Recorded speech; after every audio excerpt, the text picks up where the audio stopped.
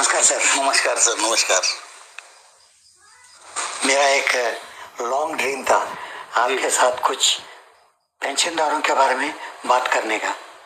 बात क्या, हम दोनों साथ में मिलकर पेंशन धारकों का काम कर रहे हैं, पूरे देश में कर रहे हैं, सभी लोगों के साथ मिलकर कर रहे हैं। और ये तो सर आप हमारे बड़े भाई है, कभी भी इंटरव्यू ले सकते हैं, बुला सकते हैं, आदेश दे सकते हैं। आज के दिन हम वारंगल में हैं।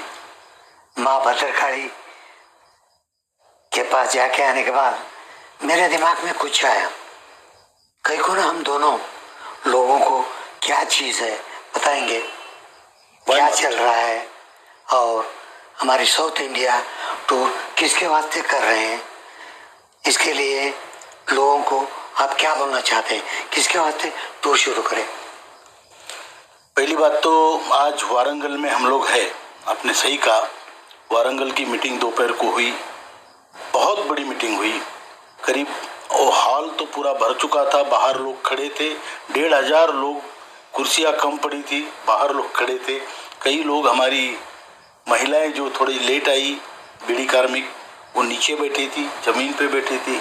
बहुत ही बड़ी मीटिंग हुई और लोगों का उत्साह देखने लायक था। हमारे जो लोग ऑर्गेनाइजर थे, कार्यकर्ता थे, उनका भी, और जो लोग पार्टिसिपेट कर रहे थे उनका भी उत्साह बहुत बड़ा था। वो देख के मैं तो सद्गदित हो गया हूँ कि हमारे अभी बड़े बड़े शहरों में, छोटे छोटे गांवों में लोगों का इतना बड़ा रिस्पांस और इतनी बड़ी एकता, जो केवल अपने कर्मों के लिए है, मतलब बेसिकली कामगार है, जो काम हमने किया है उसका जो मुआवजा हमको लेना है, उसके लिए इकट्ठा होना। जबकि हमने देखा है कई बार जाति के नाम पे लोग इकट्ठा होते हैं, धर्म के नाम पे होते हैं, वो अपनी जगह बुरा भला, मैं उसके लिए नहीं कहता, लेकिन कर्म के नाम पे इकट्ठा होने का ये भारत का बहुत बड़ा उदाहरण है। आज उसके बाद आप हमें लेके गए भद्रकाली मंदिर, जो बहुत पुरातन मंदिर है, वहाँ पे हमने काली माँ का आशीर्वाद लिया। और आंदोलनकारी जो कार्य होते हैं, आप तो हमसे ज़्यादा पढ़े लिखे हैं, ज़्यादा प्रभावी है और बड़े हैं। आंदोलनकारी जो होते हैं वो प्रेरणा ऐसी ही देवताओं से लेते हैं। पिछली बार हम मैसूर गए थे, चामुंडेश्वरी में गर्भाशय में जाके हमारी पूजा हुई, कितनी बड़ी बात है। आज भद्रकाली से पूजा हुई, तो ये तो युद्ध है एक प्रकार का, बिना शस्त्रों का। लेकिन जो प्रेरणा, जो आंदोलन की प्रेरणा होती है, जो निश्चय होता है, जो डिटर्मिनेशन होता है, वो ऐसी ही देवताओं से आता है, ये मेरा मानना है अपना। और जो साउथ इंडिया के टूर के बारे में आपने पूछा, टूर तो आप ही ने ऑर्गेनाइज किया है। आप हमारे दक्षिण भारत के ही नहीं, पूरे भारत के चीफ कोऑर्डिनेटर हैं। आप हर स्टेट का, हर इसका मुआयना करते रहते हैं, वहाँ की प्रगति देखते रहते हैं। आंदोलन के आप एक बहुत बड़े पिलर है। और जिस तरीके से आपने कैंसर से कमबैक किया है वो अमेजिंग है। और वो इसलिए कि आपका डिटर्मिनेशन उससे पता चलता है। 2 बार 6 महीने के अंदर 2 बार कैंसर का ऑपरेशन होने के बावजूद एक दिल्ली की मीटिंग नहीं हो ऐसी कि जो आपने टाली हो। आप कई बार तो बोल नहीं पाते थे, लेकिन आते थे और आपको देख के हमें भी प्रेरणा मिलती थी। आज पूरा जो हमारा जो कामगार समाज है, आपकी तरफ देख के, क्योंकि बहुत से लोग तो ऐसे हैं ना जो बीमार हैं, कई लोग ऐसे हैं जो बुढ़ापे से परेशान हैं, कई लोग ऐसे हैं जो अपमानित होकर जीना नहीं चाहते, लेकिन क्या करें, अपमान घर में होता है, बाहर होता है। उनको आपको देख के प्रेरणा मिलती है, मुझे भी मिलती है। और इसके लिए मैं आपका तो खैर सभी संगठन पूरा आपका शुक्रगुजार है। अभी ये साउथ इंडिया का टूर इसलिए है कि एक तो वारंगल में, तेलंगाना में हमारी मीटिंग बहुत बड़ी रखनी उन्होंने चाहिए, वो हुई, बहुत बड़ी मीटिंग हुई। उसके बाद अभी कल तो हम प्रवास में रहेंगे, परसों बेंगलोर में एक नया ट्रेंड जो आप बहुत अच्छी तरीके से, मतलब नया तो नहीं है लेकिन जिसको आप रिजुविनेट कर रहे हैं, वो ट्रेंड ये है कि आप कर्नाटका स्टेट का स्टेट वर्किंग कमेटी का मीटिंग रख रहे हैं, जिसमें हर जिले के पदाधिकारी होंगे, आप रहेंगे, मैं रहूँगा, हमारी टीम रहेगी। और उसमें हर जिला अध्यक्ष को अपनी योजना बतानी पड़ेगी। हर जिला अध्यक्ष को अपने कर्तव्य को मतलब उजागर करना पड़ेगा कि भाई मैं कर क्या रहा हूँ, मुझे क्या करना चाहिए। It's a very good trend. उससे उनको बल मिलेगा, संगठन को बल मिलेगा और उनका कॉन्फिडेंस बढ़ेगा। उसके बाद हम मैसूर जाएंगे। मैसूर में भी बहुत बड़ी तैयारी है। आपने मुझे बताया कई मैसूर के लोगों के फ़ोन भी थे, वहाँ पे बहुत बड़ी मीटिंग हुई। फिर तुमकुर में हम जाएंगे, फिर हम इरकल में जाएंगे। इरकल जहाँ की साड़ियाँ बहुत फेमस है ना, इरकल साहब, वहाँ पे इंडस्ट्रियल बेल्ट है, बेसिकली शुगर फैक्ट्रीज है, टेक्सटाइल इंडस्ट्री है। तो इसके लिए हमने वो जगह चुनी है। तो वहाँ पर आप ही नहीं चुनी, हमने क्या चुनी। तो वहाँ पे बहुत बड़ी मीटिंग होगी। फिर उसके बाद मुझे सोलापुर के लोगों से फ़ोन आया कि भाई आप वहाँ से तो सोलापुर होके ही बुल्ढाना वापस जाओगे, हम भी मीटिंग रखना चाहते हैं। तो इसीलिए हम 31 के नाइट को फिर या तो इरकल में ही रुकेंगे, या मुझे ऐसे पता चला है आपका घर कहीं आसपास ही 30-40 किलोमीटर पे है, तो हम नया साल आपके साथ गुजारना चाहेंगे। और वहाँ पर आपने बहुत बड़ा सोशल वर्क किया, ये भी मुझे मालूम है। वहाँ पे आपकी स्कूल है, विलेज की इकोनॉमी डेवलप करने के लिए जो काम आपने किया है, वहाँ पे स्कूल तो है, बड़े बड़े हॉस्टल्स है, गर्ल्स हॉस्टल है, बॉयज़ हॉस्टल है। आपके वहाँ पे फ्री ऑफ कॉस्ट आपका हॉस्पिटल है जो फ्री ऑफ कॉस्ट है। कितने भी लोग आए उनकी आप ट्रीटमेंट करते हैं। ये आपका जो प्रचंड बड़ा काम है वो हम देखना चाहते हैं। इसको बोलते हैं कि हम लक्ष्मण राम जी का दर्शन करना चाहते हैं। बस यही बात इसी के लिए। मेरा अभी एक प्रश्न है जी। इससे पहले तो हम कुछ वीडियो रिलीज कर चुके हैं जी। ये हमारी 20th मीटिंग का दिल्ली में जो हुआ, और गवर्नमेंट भी हमारे बारे में सुन चुकी है, वो सैंक्शन तो होके आएगा। आप हायर पेंशन और मिनिमम पेंशन इन दोनों लोगों को क्या डायरेक्शन देना चाहते हैं? देखिए, अभी तक तो हमारा काम मतलब होने में है। मंत्री जी का आप भी मीटिंग में थे, हम भी थे, और बहुत सुंदर मीटिंग रही, प्रेजेंटेशन अच्छा रहा। मंत्री जी के उसकी प्रतिक्रिया उनकी जो उसके ऊपर थी आदरणीय मंत्री जी की, वो भी बहुत अच्छी थी। सौहार्दपूर्ण वातावरण में मीटिंग हुई। पूरी जानकारी लेने के बाद उन्होंने कहा कि ये काम अच्छा है, आपके संगठन का काम अच्छा है, हमको ये करना चाहिए। मैं फाइनेंस मिनिस्टर की इसमें हेल्प लेना चाहता हूँ, मैं उनसे बात कर रहा हूँ। तो ये सारी चीज़ें जो है, और आदरणीय प्रधानमंत्री जी के निर्देश पे ही सब हो रहा है, ये भी मैं आपको बता दूं, क्योंकि उनके आशीर्वाद है। और बड़े आदमी के, इतने बड़े आदमी के आशीर्वाद है तो वो तो खाली जाएंगे नहीं, ये मेरा मानना है। अभी रहा सवाल मिनिमम पेंशन और हायर पेंशन का, बहुत अच्छा सवाल आपने पूछा।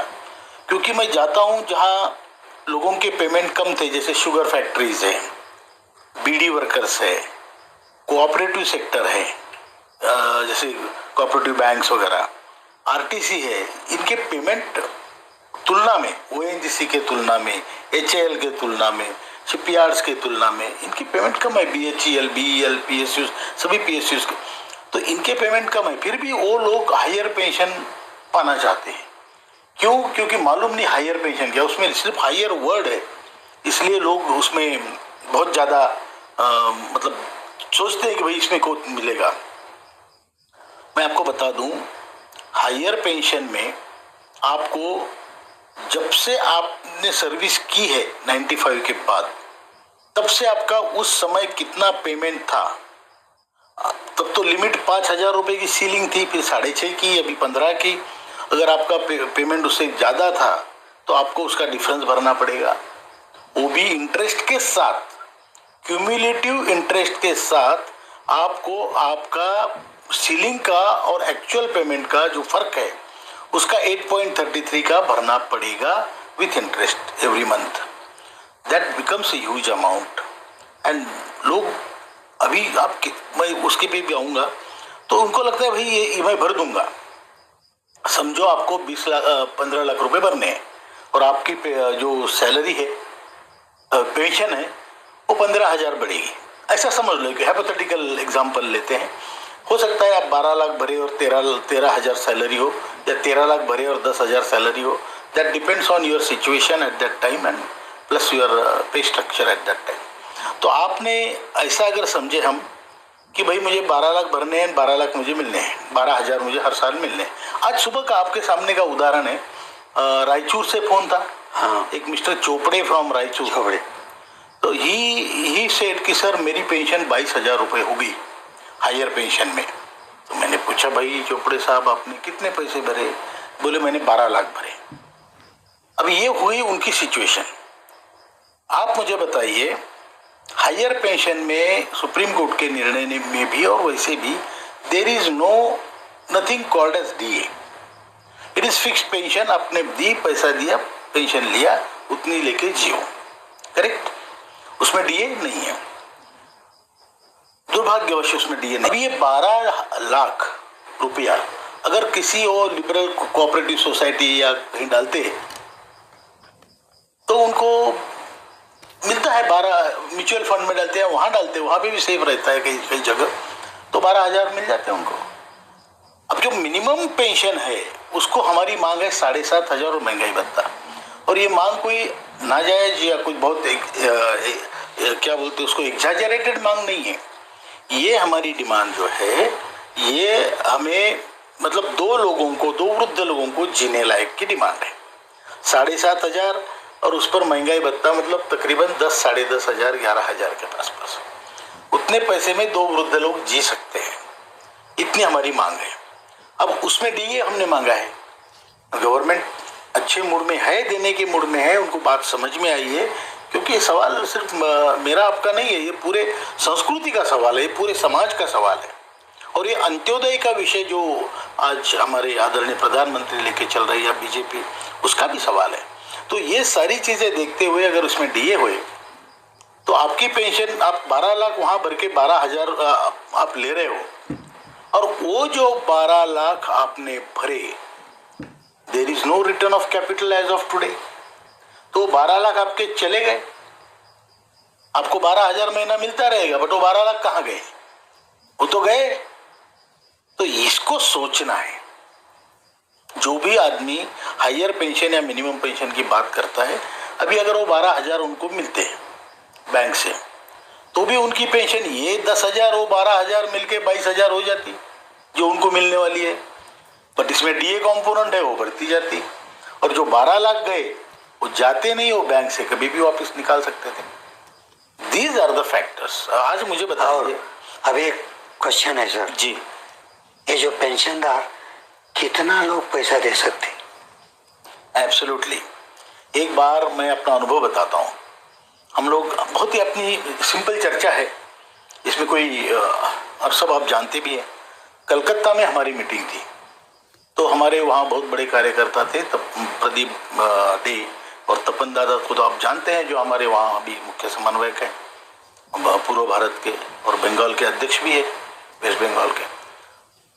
तो वहाँ पे ये हुआ कि एक मीटिंग थी जो कॉमन वर्कर्स हैं जो रस्ते पे थी, और एक मीटिंग थी ऑफिसर्स क्लब में जो ओएनजीसी के अफसर्स थे।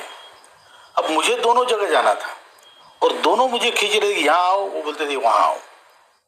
तो हमने फिर वो टाइम उनका डिवाइड किया, और उनमें कॉन्फ्रंटेशन भी थे ये यूनियन में।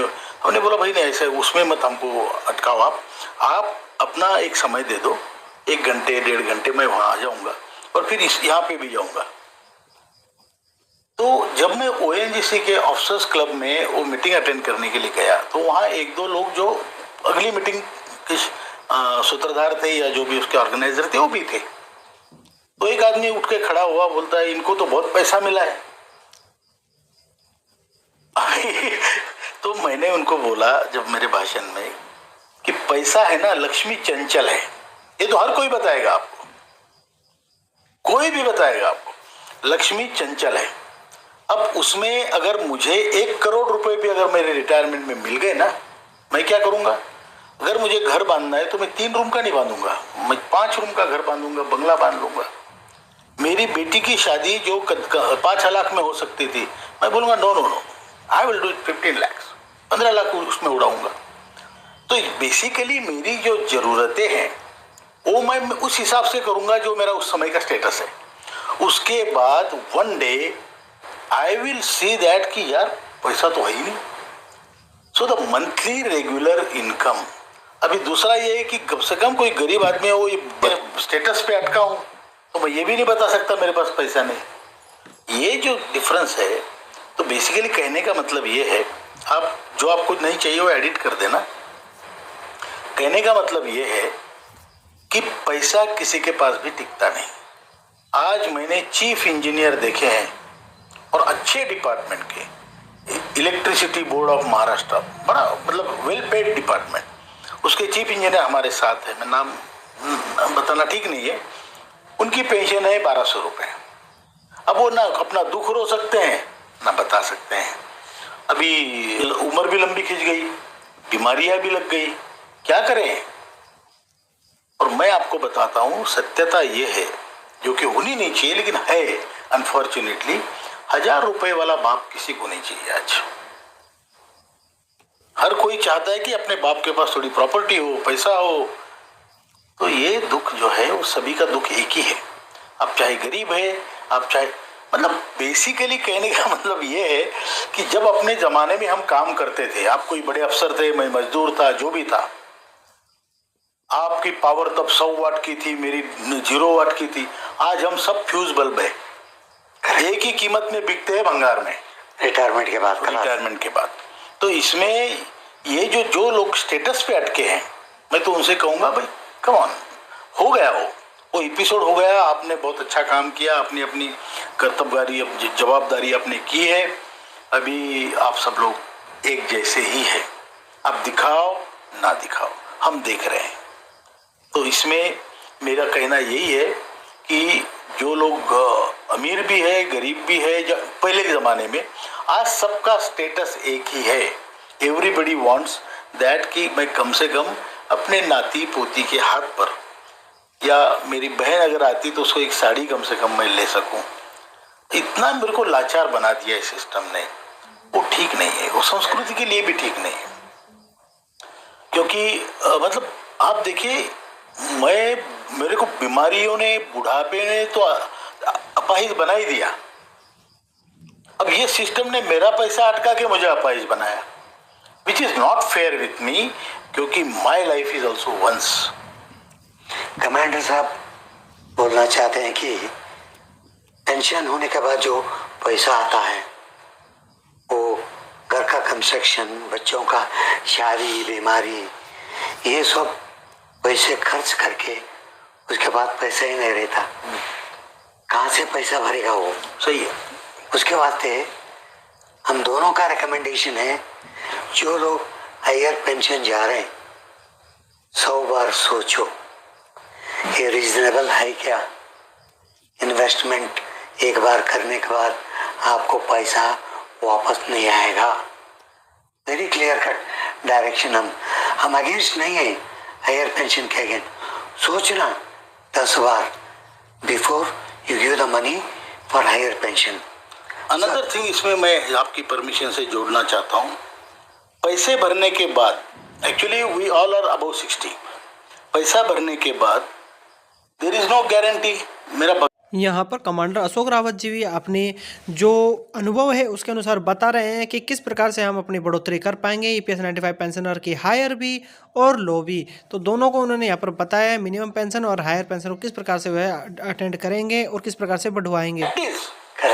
तो मैं भाई कम से कम ऐसी जगह डालूं कि जो वापिस मिले उनको,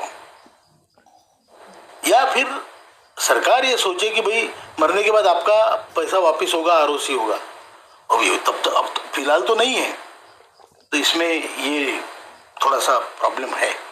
और हमने जब 20th मीटिंग हमारे लेबर मिनिस्टर मनसुख मांडविया जी से मिले, we have seen first labour minister like this, जो लेबर कम्युनिटी को बहुत केयर करा। या उसका दर्द मालूम है, खुद ही बता रहा है कि ये रेस्पेक्टेबल पेंशन देने का हम सोच रहे हैं। बहुत अच्छी बात। ये सब लोगों को हम दोनों मिलके आपके सामने बोलना चाहते हैं। बिल्कुल। और आगे भी अभी एक बोलना चाहते हैं, जब तक हमारे अकाउंट में पैसा नहीं आएगा तब तक हमारा संघर्ष चालू रहेगा। उसके बाद ही हम दौरा कर रहे हैं, हर जगह जा रहे हैं। जागो सोने वालों, उठिए, हमारे साथ दीजिए। एनएसी स्ट्रांग करिए, मीटिंग करिए, फैक्ट्री को जाइए, डिस्ट्रिक्ट को जाइए, उन लोगों को बताइए आपका काम हो रहा है, जल्दी से जल्द, अभी 2 महीना ठहरिए, तब तक चुप मत बैठो। कहाँ एमपी का हेडक्वार्टर्स है, एब्सोल्युटली हर एमपी को जाके मेमोरेंडम देना, हम मेमोरेंडम आपको देंगे, जाके बताइए जो डिस्कशन हुआ। ये मेंबर ऑफ पार्लियामेंट जो है बहुत ही इम्पोर्टेंट हम लोगों को है, आगे भी बहुत मुश्किल आ सकता है हमको, जब तक हम ये मेंबर ऑफ द पार्लियामेंट हमारा कॉन्फिडेंस नहीं लेते, आगे का काम भी होने के बहुत मुश्किल है। कमर साहब 4 बार बोल के कुछ कंक्लूड करिए। आपने बहुत अच्छी बात कही कि एमपीज हमारे और सरकार के बीच की बहुत बड़ी कड़ी है, लिंक है। वो हमारा मेंबर ऑफ पार्लियामेंट है, हमने उसको चुन के दिया है। ओके, हम उनके पास जाए कि हमारे आपके कॉन्स्टिट्यूएंसी में इतने रिटायर्ड लोग हैं, इतने कार्यरत लोग हैं, अब हमारा वहाँ पे सवाल है तो आप पूछें। उनको सोने में भी आपकी याद आनी चाहिए कि ये लोग पीछे पीछे पड़े हैं, इनका क्या है हम देखते हैं, ये जरूर होना चाहिए। तो दोस्तों यहाँ पर रमाकांत नरगुणे जी है और यहाँ पर जो आप सुन रहे हो कमांडर अशोक रावत जी, जो उनके द्वारा अनुभव के अनुसार वे बता रहे हैं कि किस प्रकार से हमको पेंशन बढ़ोतरी करनी है और हमारा कब तक हो पाएगा, इस प्रकार की इनका डिस्कशन यहाँ पर चल रहा है, यह आप सुन रहे हो। 15 ईयर्स ये फिर से नहीं होगा। संगठन is very very important, workers के लिए, कामगारों के लिए, मजदूरों के लिए संगठन के सिवा कोई चारा नहीं है। वैसे बहुत सारे संगठन है, मैं ये नहीं कह रहा हूं, उन्होंने अच्छे भी काम किए होंगे, लेकिन सारे संगठन पॉलिटिकल पार्टीज के एफिलिएटेड है, तो उनके अपने एजेंडा अलग हो सकते हैं। एक नॉन पॉलिटिकल, टोटली सबके केयर करने वाला संगठन बहुत जरूरी है। और ये आप और हम तो ठीक है, कुछ दिन कर लेंगे। We need to develop second line leadership. We want working people to come in and fight for this, because this complete spectrum, ये कम नहीं है, 30 करोड़ मजदूर है भारत में, इंडस्ट्रियल वर्कर्स जिनका हम काम कर रहे हैं। Actual if you see Lok Sabha figures, 29.88 crore people are there, out of which only 7.5 crore are contributing. इसका मतलब almost 22 crore people are out of this protection ring. हाँ, उनको भी अंदर लाना है, बहुत बड़ा काम है और ये देश का काम है, देश हित का काम है। और इसमें मैं ये नहीं कहूँगा कि हम इसके बाजू में उसके, ना, we are just to see that our labour force is being protected financially, socially and culturally. Everything should be looked after, and for that government will do its job.